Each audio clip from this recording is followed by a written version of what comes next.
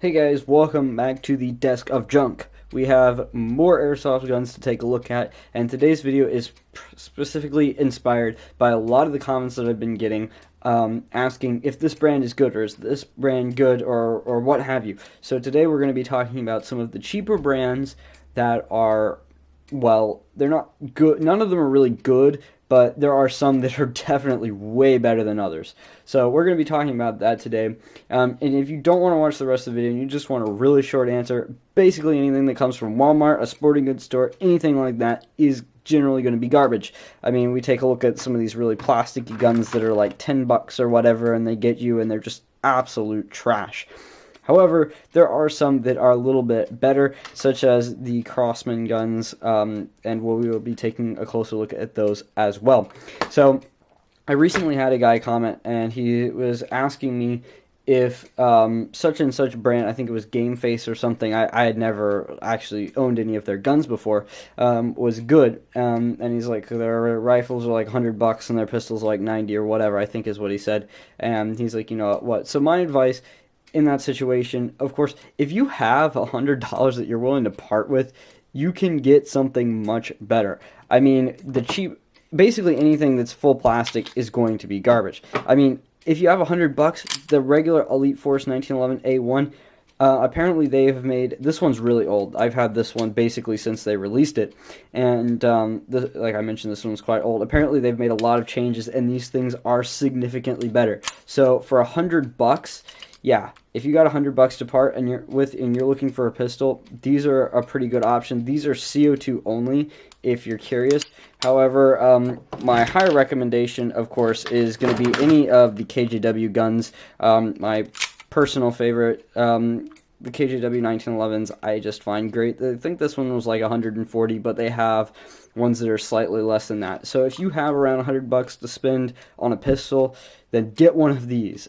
Do not go to a sporting goods store and buy one of the cheapest ones, because they may charge you $90 for something like this, which is absolute ripoff, and it's really upsetting for me to see people go out and spend their money on that when they could be getting something like this, which is significantly better. These will take green gas or CO2, and not to mention their gas blowback and not spring, so it's just a much better deal all around.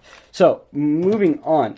So, a lot of the guns that you're going to find in these stores are going to look like this. Clear, janky plastic, you know, they're spring, they're single shot, they're just, the quality, I mean, you can hear the plastic cracking, and I'm barely squeezing this, okay?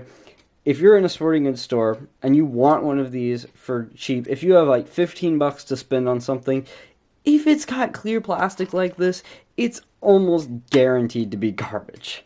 So don't buy it. If you have $15 to spend and you're in Walmart or a sporting goods store, if I'm not mistaken, these are about 10 or 15 bucks, give or take, and these are significantly better.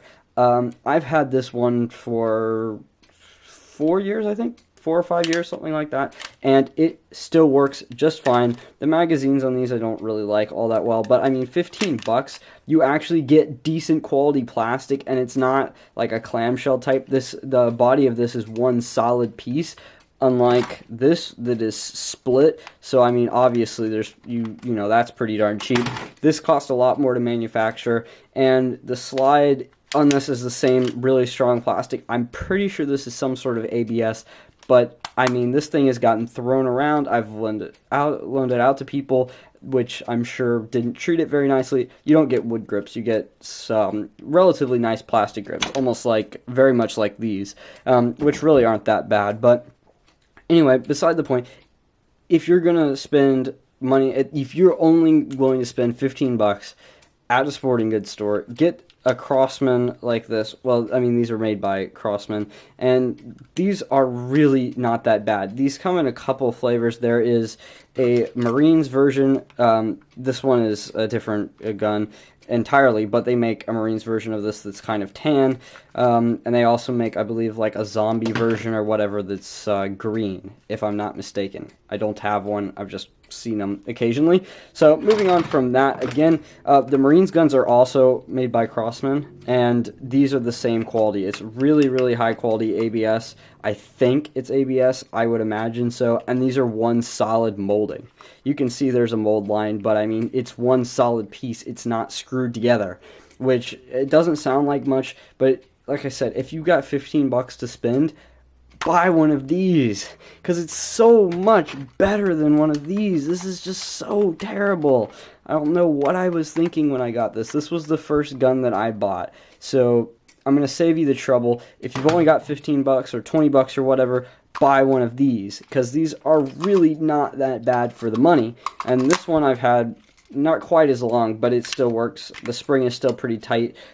These can be taken apart relatively easily. There's not that much maintenance associated with spring guns like that.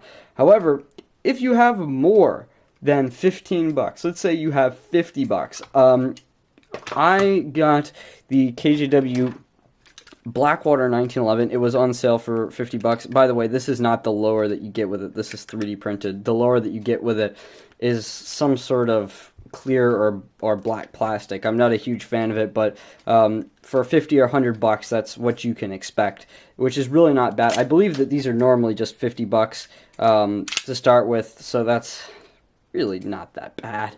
And this one, if you have 100 bucks to spend, get one of these. They're so much better, again, than some of the cheaper versions, because there are places that will sell you this for $100. Okay, which is just, I mean, I can see like 10, 15 bucks, but $100 really? And then you have some of these like rifles and stuff that are like automatic, that are also like this clear plastic. This clear plastic, I'm telling you, is a giveaway that the thing is terrible. I mean, look, I can pry it apart like that. Yeah. Anyway, so yeah, they make these automatic ones, and they're going to charge you 50 or 100 bucks for them, and they're terrible. If you have 100 bucks to spend on a rifle, any of the G&G, KWA, any of those brands that you can get from a reputable dealer like Airsoft GI, or, as much as I hate to say it, E-Vike, because I'm really not a huge fan of them. More on that in a different video. But, you know, if you're going to buy an airsoft gun and you're serious about it, don't buy at Academy or Walmart, or in Virginia we have Dick's. I don't know if they're anywhere else. It's kind of a funny name. I know everyone's going to be laughing. But whatever the case, go to an actual airsoft store. Now, I know that basically if you live anywhere else other than California, there are no in-store options. However, all these companies have websites, and there's so many of them. Any legitimate airsoft place, any big company, is not going to sell you this. They're going to be selling you much, much better stuff. Now, I'm not saying anything and everything they sell is great. There are better values and worse values out there. But in a general rule of thumb, if you go to a place like this that is only selling airsoft guns, these guys know what they're talking about, and they are not going to be selling you this. So I think I've rambled on long enough. I hope this answers some of your questions. Honestly, the only cheap brand that I've ever owned that I've had any success with not breaking like immediately is some of the Crosman guns. And even so, you know, if you're going to be buying more than just like a pistol, if you're going to be buying a rifle, you know, even if you know, let's say you only have 50 bucks right now, you know, it is worth your money to save up for something good. The G&G combat machines, take for instance, those are automatic AEGs. They have a full metal gearbox in them for like, I think 150 bucks. You know, that sounds like a lot, but that thing is probably going to last you for years and years and years. I know people who have them that they're all beat up and they're still working. They're like 5 or 6 years old and they've been thrown in the mud and horribly abused. They have really, really nice quality polymer bodies on them, and I can't say enough good things about those.